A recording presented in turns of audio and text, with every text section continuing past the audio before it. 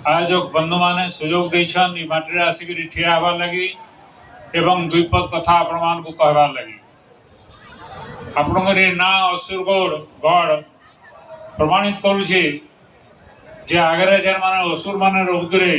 ई अंचल रे एवं सुवर्णपुर ना दौले केते से उन्नति करिथिला प्रकृत रे सुना वर्ष को ना वर्ष ना परिचय दौचे सुवर्णपुर माने किछि उन्नति निश्चित भाव में करिथिला इतर कौन सी संदेह नाइन एवं खाली ना नुहे से आमर जेन सोनपुर मझारे लंकेश्वरी बोलिकी भी मंदिर अच्छे